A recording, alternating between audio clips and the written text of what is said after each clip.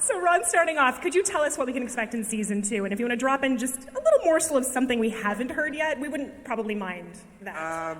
Well, I'm sure most of the people in this room know the books, right?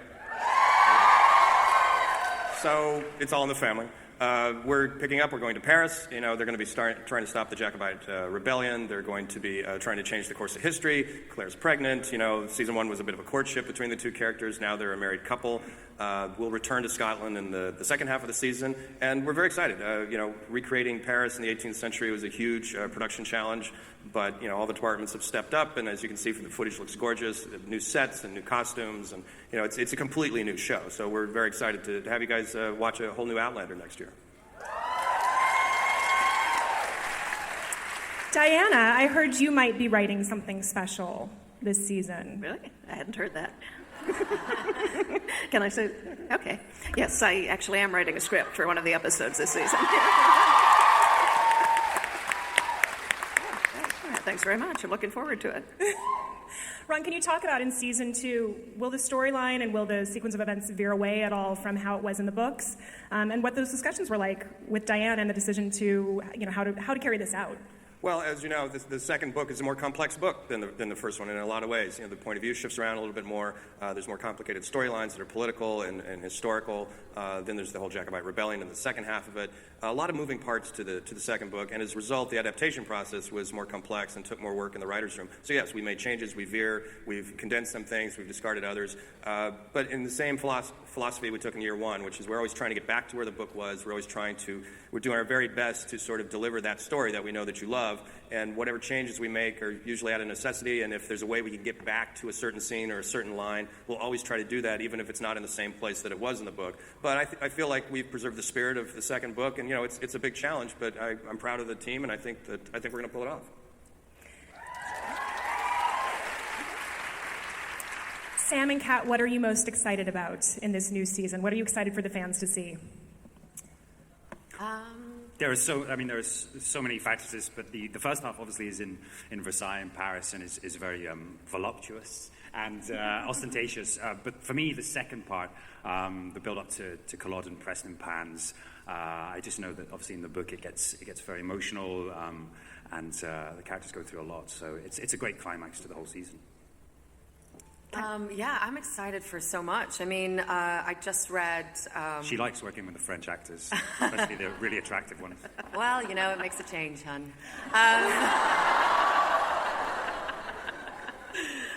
No, it really, it was so exciting when we came back and, seeing everybody and that familiarity, but to be able to sort of step into this very new world was really exciting. I mean, the sets are so incredible and the costumes. I'm just really excited for people to see the French element of it. And Meryl, welcome to your first Outlander panel. I know you're so active on social media and the fans love you and they're so excited to have you here today. I do want to talk to you just a little bit about the dynamic between Ron and Diana and yourself and how all of that works. I know you are sort of there day to day, getting it done. But have there been things that the three of you there's been like a real point of controversy as far as how to carry something out in season 2? Has there been something challenging? I don't know if there's anything specific. It is a process day to day. I mean, we don't, while Diana isn't in the writer's room, we send her scripts and she weighs in. And I think it's always a challenge. I think the writers probably don't get enough credit for adapting these books because they're so hard and so complex, and Diana's put so much stuff into them. So I think the debate in the writer's room is kind of a constant, what do we keep in, what do we leave out? And fortunately, we have people who are lifetime fans of the book and people who are new to them, and I think it creates something amazing usually. We hopefully fill in the gaps and hopefully add, although there's not much to add to Diana's books, but I hope we've done the books justice at the end of the day. You also spent a lot of time covering up Caitriona's drinking problem, don't you? This is... Speaking of, I thought we were going to have whiskey on the panel. Yeah. Well, it's so strange because this bottle just appeared on the podium. Oh, well, look at that. I don't know who brought it, because it would probably be inappropriate for me to drink. It just so wrong. appeared on the podium. So, Sam, would you like to open the bottle and pour something? Oh, pleasure. I thought this was all a bit dry. No pressure. Wow. I do want to ask for, in the new season, we loved seeing everything from Jamie's perspective in the one episode in season 1. Are we going to see anything from his perspective in season 2?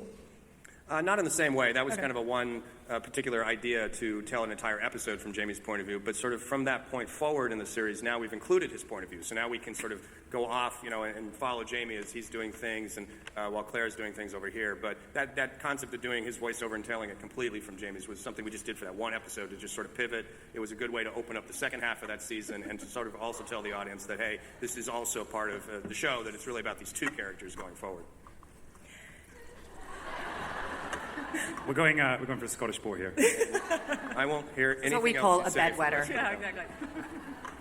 All right, since you all have a glass. Anybody else want any? Oh, thank you. That's very sweet. Thank you. All right, we're going to do a little icebreaker here, loosening things up. Are you ready? This game, I'm going to use the French name for it, since Outlander, of course, is taking place in France in season 2. And I'm going to butcher the way you say this. Are you ready? Visage impossible. Kat's already calling me out on how terrible that was. Yes. That's great. This is a drinking game that's called Straight Face.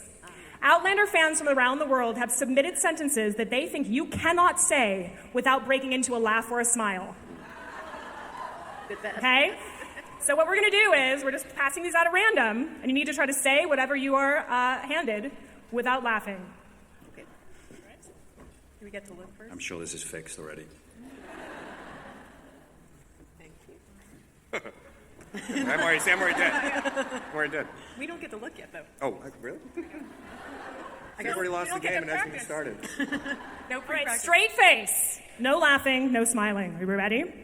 We'll go down the line. Ron. I'll leave it to you, Sassenach, to imagine what it feels like to arrive unexpectedly in the midst of a brothel in possession of a very large sausage.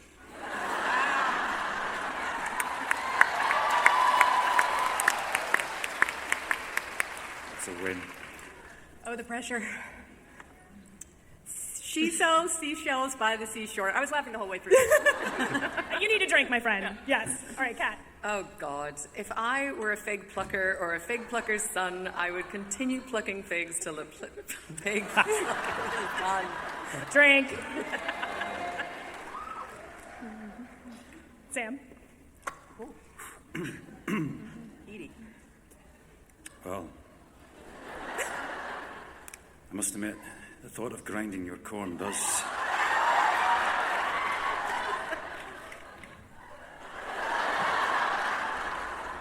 does tickle me.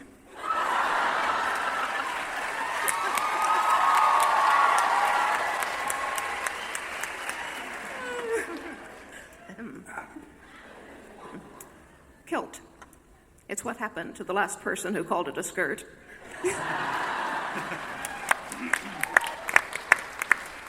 One more round, or we're done? One more. One more? All right.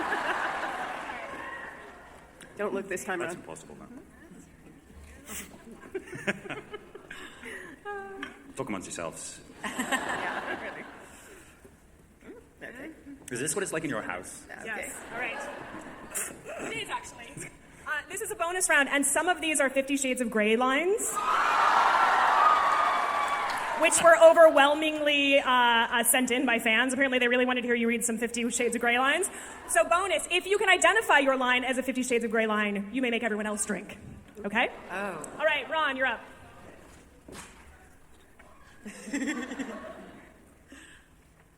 Okay? Monday must be a man because it comes too fast.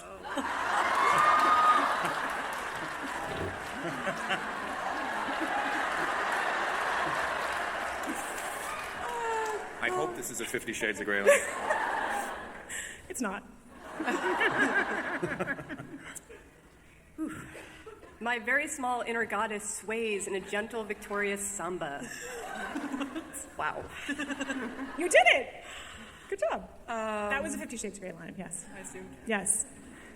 You know nothing, Jamie Fraser.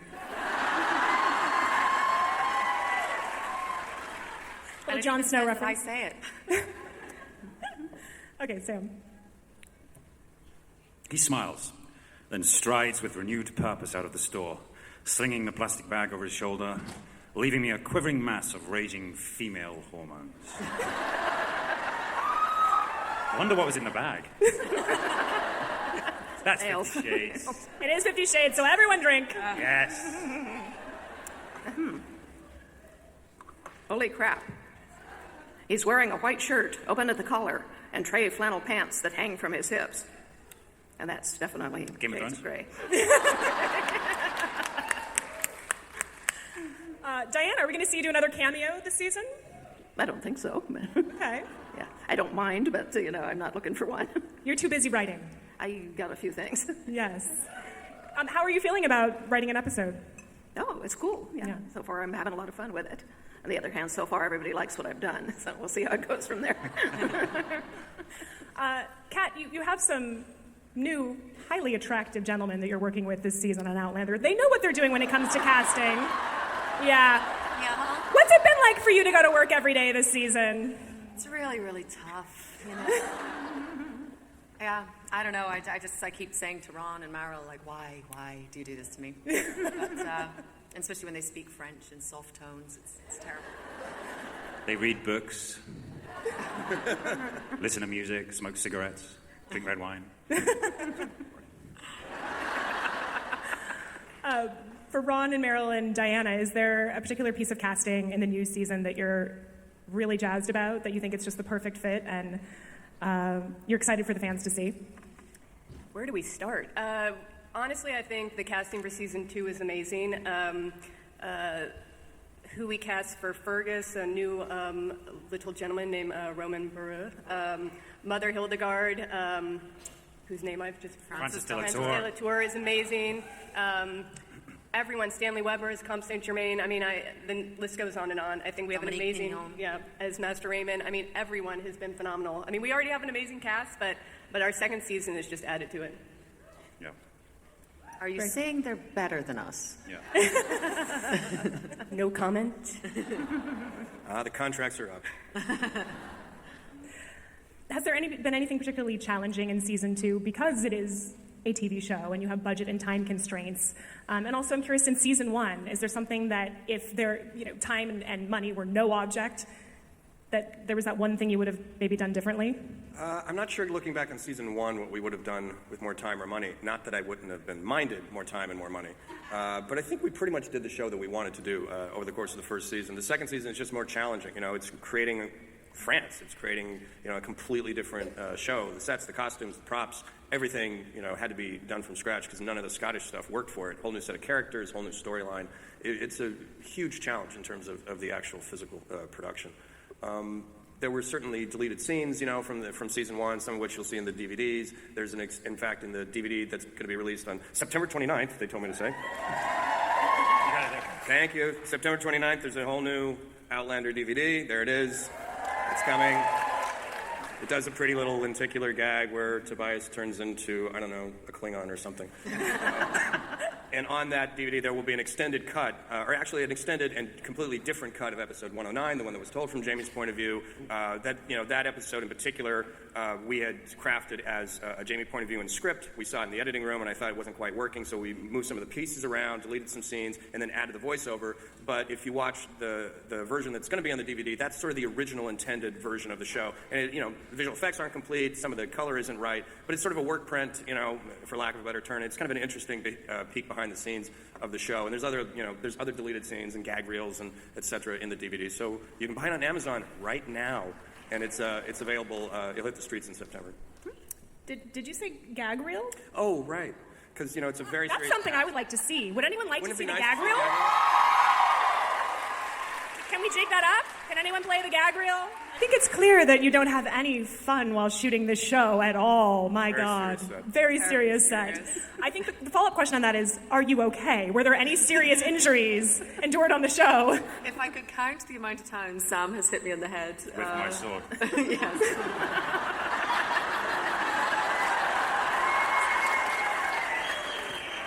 Yep. Sam, you've done a lot of physically demanding things on the show. Have you been injured at all while shooting? Apart from the time Caitriona tried to sew my insides to my outside. I was amazed at how realistic his acting was. First time for that. Yeah. No, touch wood. No, I haven't been hurt.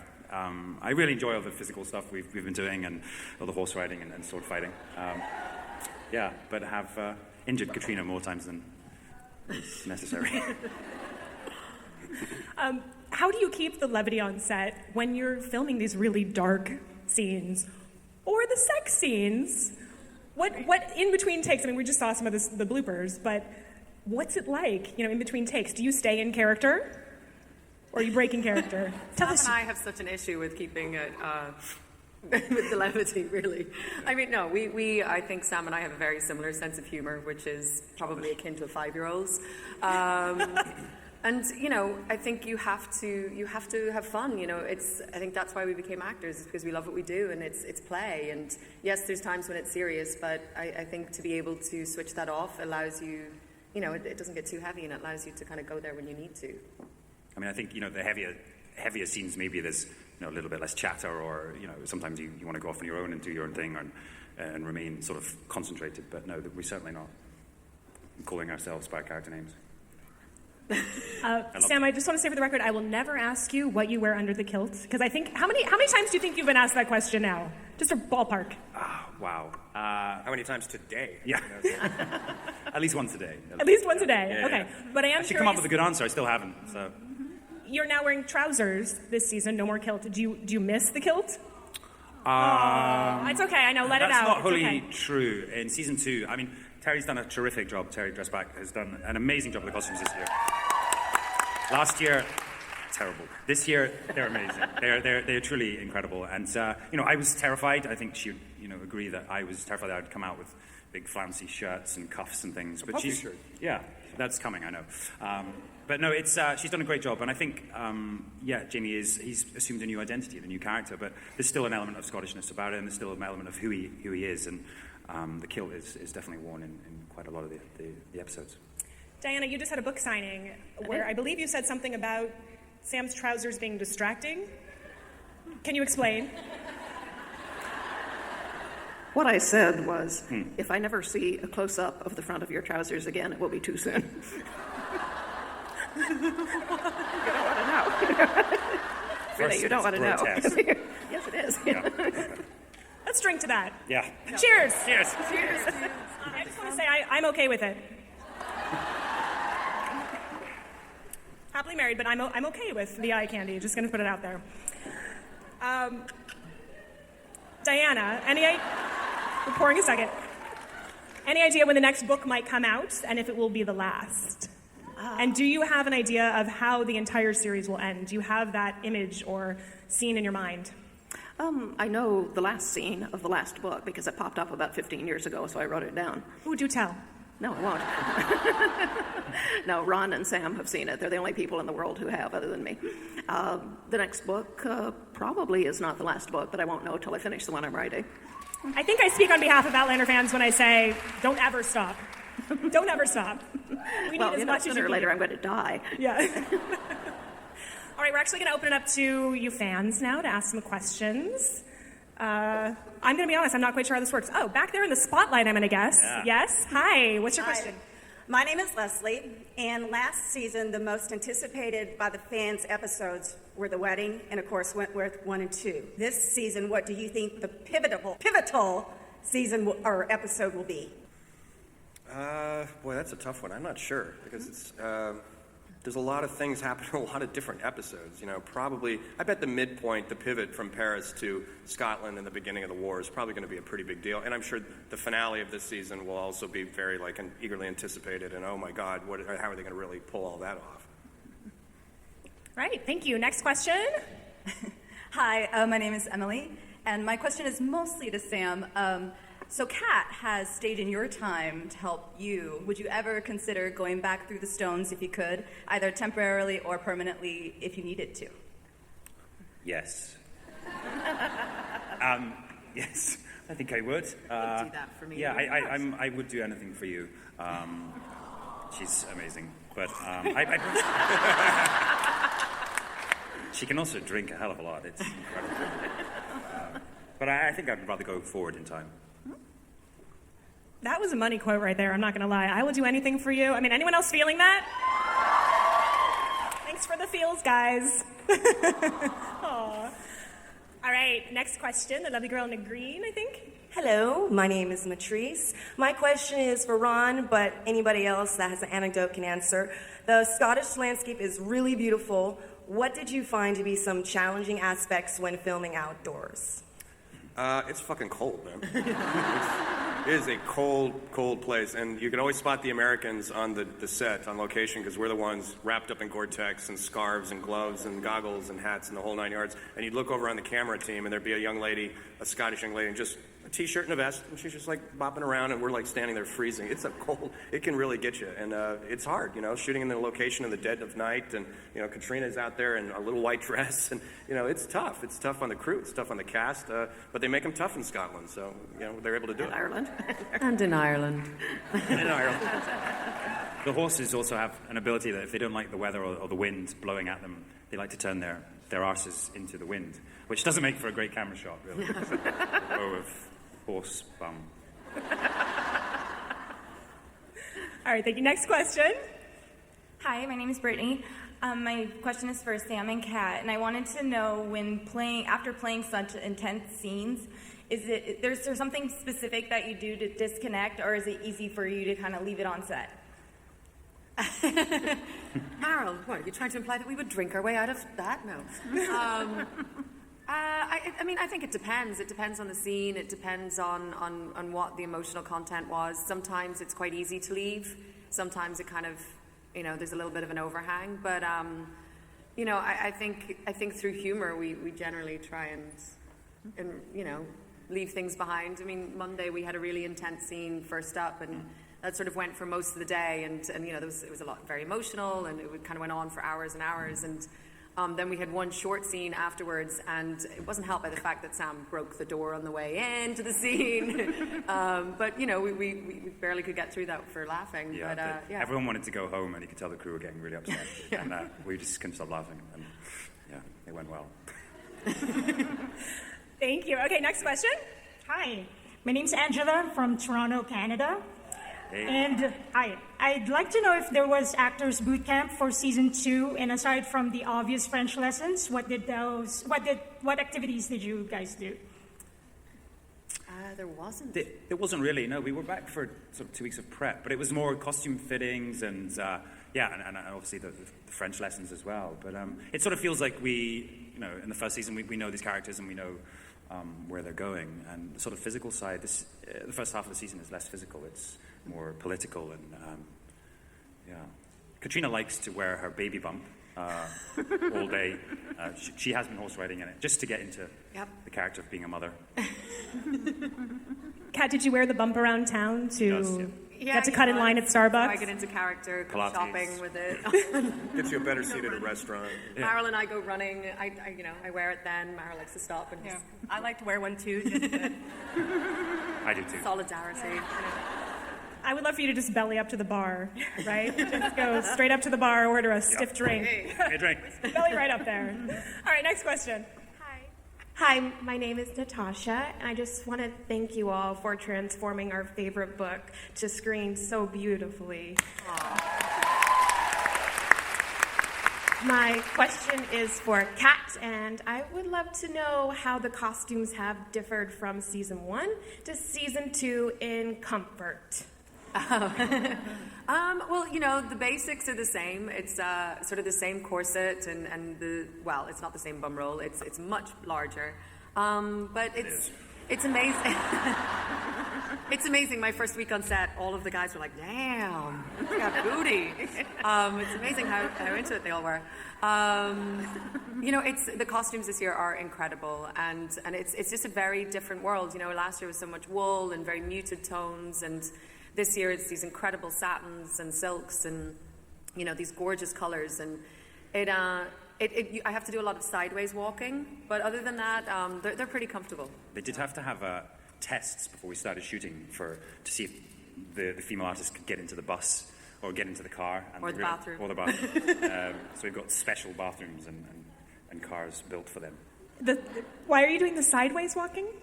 Well, they're rather wide. Okay. So to fit through a doorway, you have to fit through a doorway, to pass because we have up steps on our sets, and getting through the hallways in the sets, you kind of have to do a lot of crab walking.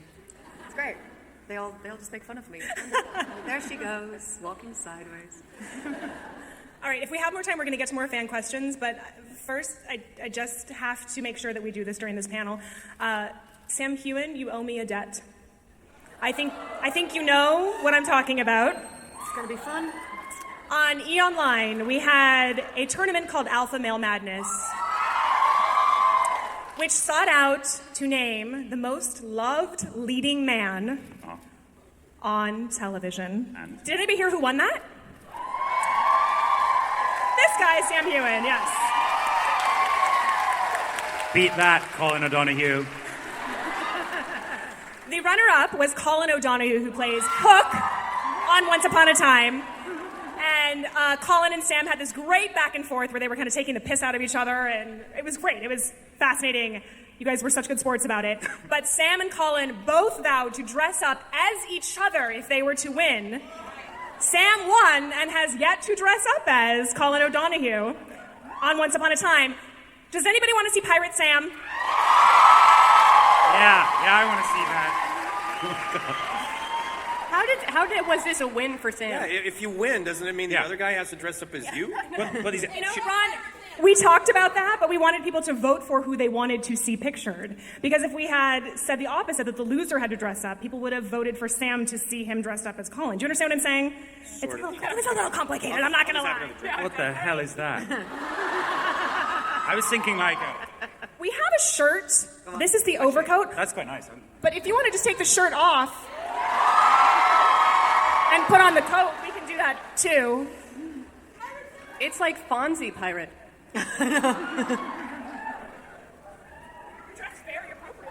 Colin needs to get a skirt on right now. Oh, this is great. Wait, is Colin a little bigger than you, Sam? We have a hook. I'm not sure that fits. Here's the hook. Oh. Yes? Is it his left hand? No. Colin does also wear eyeliner. Yeah. Kat, do you want to do I think the I honors? should apply. I feel like it's appropriate for you should. to do it, yeah. Here we go. And I have wipies to take it off at the end. I am prepared. Oh, God, I Keeping feel this on scared. today. All right. Come here.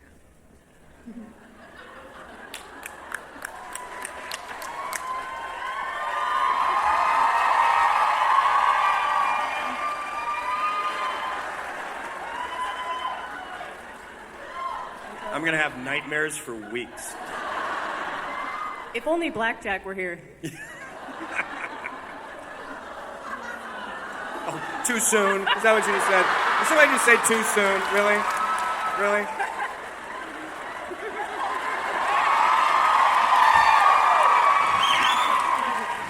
Right, Colin. Get your kilt on.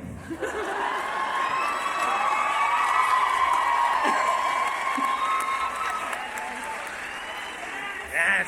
Thank you for doing that. It's so fun.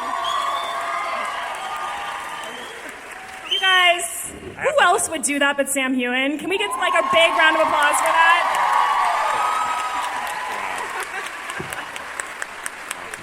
He did not know that was coming, so check out the good sport. I'm impressed, Sam Heughan. I am impressed by you. Thank you. I have to say thank you so much to the fans because they're the ones that made me win. This is your fault. All right, we have time, I think, for a couple more fan questions, and then we're going to get back to that awesome footage just in case anyone was in the bathroom, because can you imagine? Nice. It's not going to be released anywhere, from what I understand.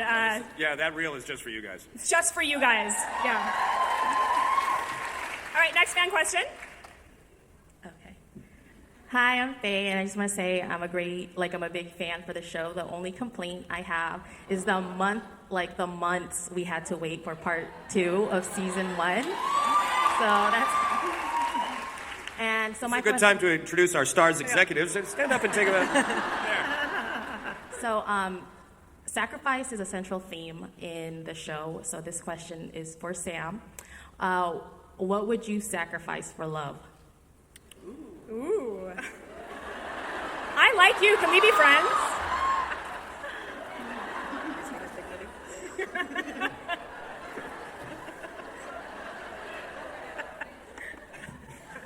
Certainly not my left arm. What would I sacrifice for love? I guess everything.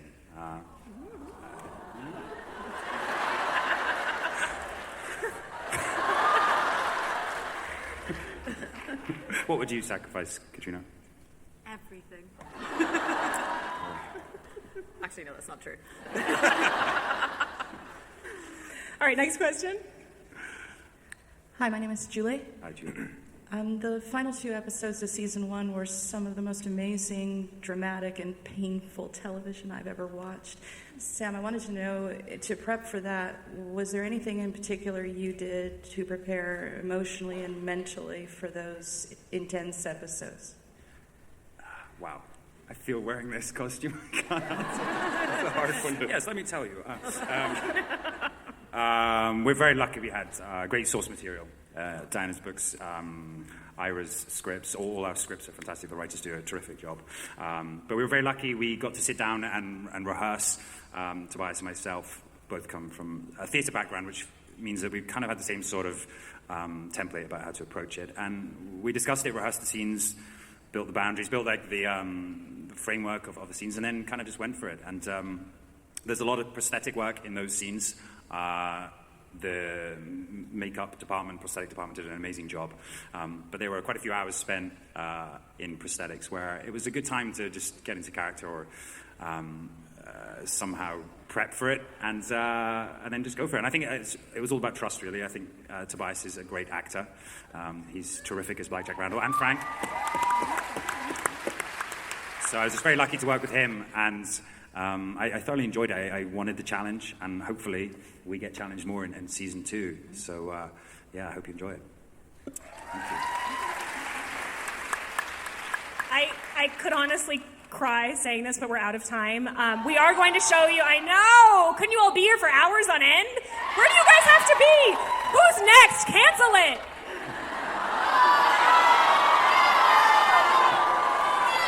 I actually don't know who's next, so please don't be upset. I have no idea. Is it Hannibal? Oh, I do love that show. And me some Brian Fuller. Okay, we need to wrap this up. I just want to say in conclusion, I hope every person up here wins an Emmy for this show.